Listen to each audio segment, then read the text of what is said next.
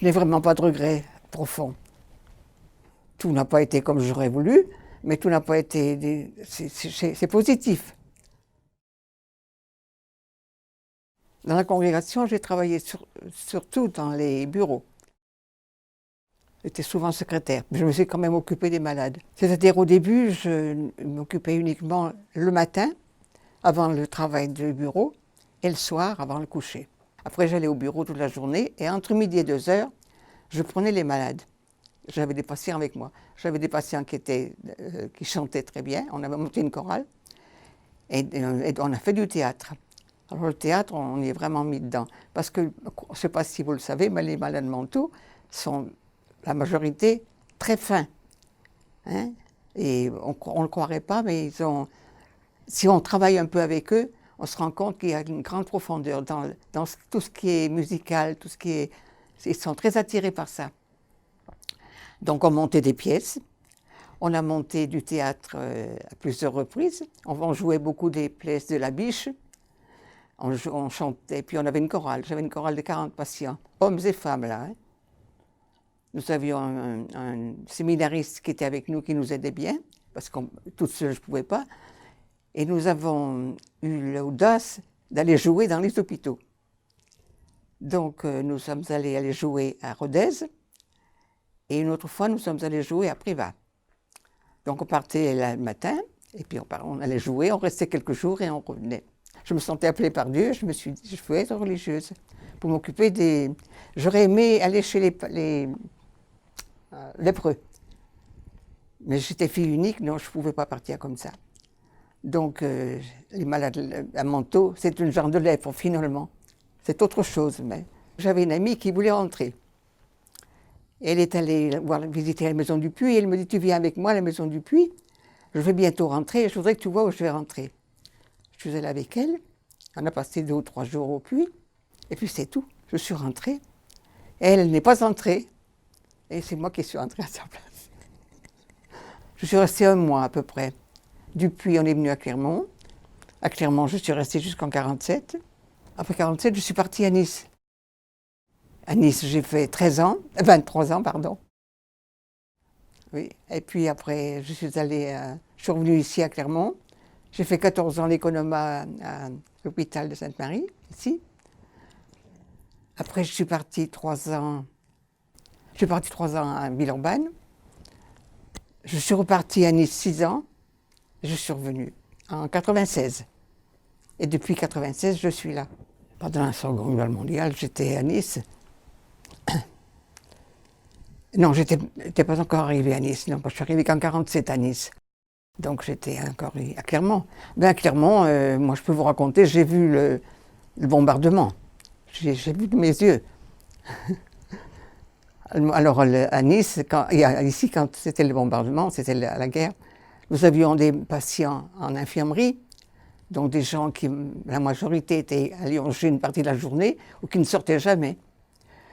Donc quand arrivait l'alerte, il fallait déménager tout ce monde. Et on descendait dans les abris. Donc on descendait quelquefois sur des matelas pour les escaliers. C'était pas tellement facile et on a eu des moments difficiles là. On a même eu des patients qui sont décédés parce qu'ils étaient on descendait tout le monde. Hein. Gros malades ou moins, on les descendait tout le monde. Donc on allait dans les abris et dès que l'alerte était terminée, on remontait. Il nous arrivait de remonter, de remettre des patients dans leur lit, de bien les arranger, et 1/2 heure après, une autre alerte. Donc il y a eu à ce moment-là une période très très difficile. Et moi je me rappelle pour le bombardement, avec une autre sœur, on est allé dehors parce qu'on s'est dit qu'on bombarde qu'on est à l'intérieur ou à l'extérieur, on a regardé tomber les bombes. Ça a évolué au fur et à mesure. Hein, on a eu des médecins qui sont venus, il y avait peu de médecins à l'époque, les patients étaient nombreux. Très peu de traitements psychiatriques.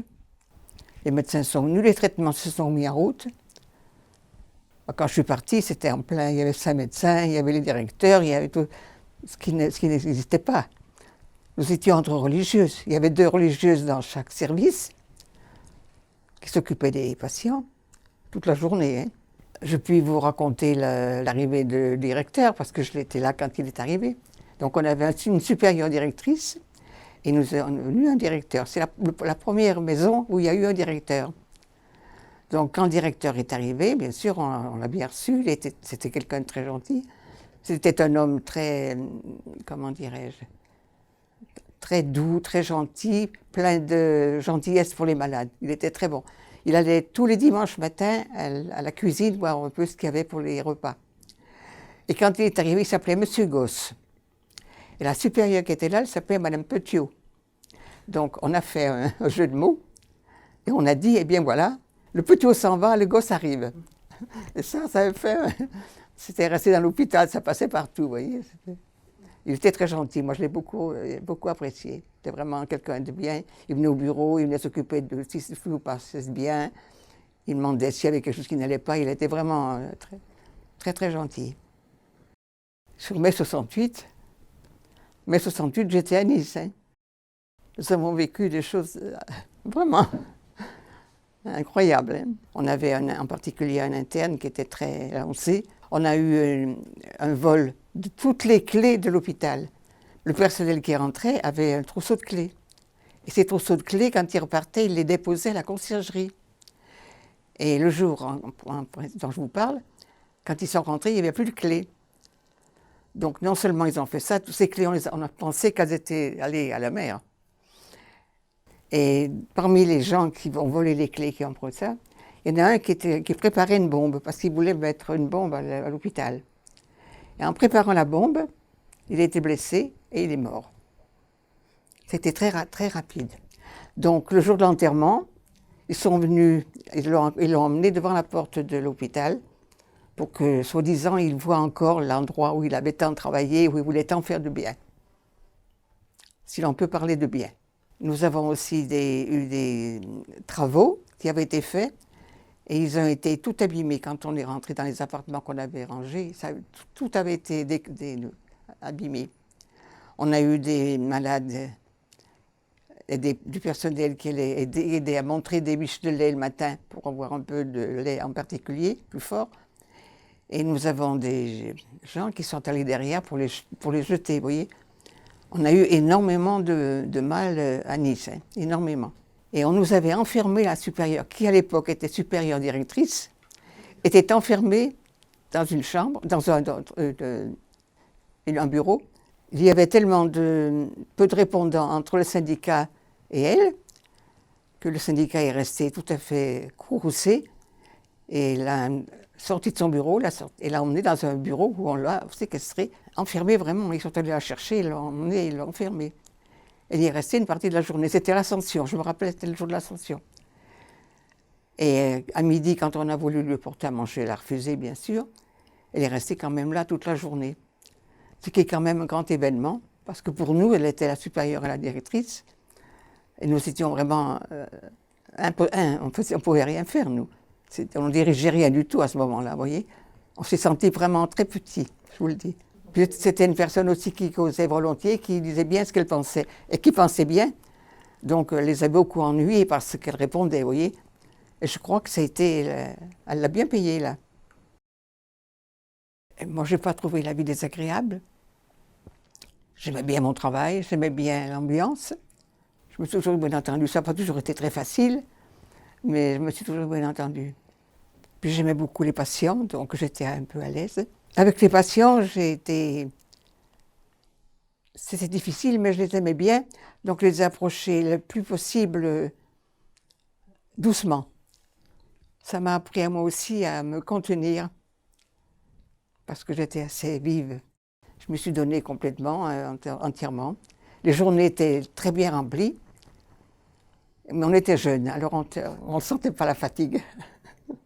Si j'avais un conseil à donner, je demanderais de réfléchir. Il vaut mieux ne pas commencer quelque chose si on ne finit pas. Moi, je demande à tout le monde de réfléchir. Je réfléchis encore maintenant. Mais c'est vrai que je pense que la réflexion, c'est une chose importante. Il faut se prendre en main et se faire aider, ne pas cheminer seul, de prendre conseil, éventuellement, actuellement d'essayer d'approfondir toutes les choses, de façon à ce que s'il y a une décision à prendre, elle soit prise vraiment dans la lumière. Il faut être, comment dirais-je aussi, sensible aux choses qui vous font mal, aux choses qui vous font bien sûr. Mais je crois qu'il y a énormément d'intériorité à propager. Bon, ma vie est positive pour moi, ma vie est positive. J'ai essayé de la donner au Seigneur qui me l'avait demandé. Hein? J'ai essayé d'être pour les autres ce que je dois être, mais je n'ai pas de regrets, absolument pas.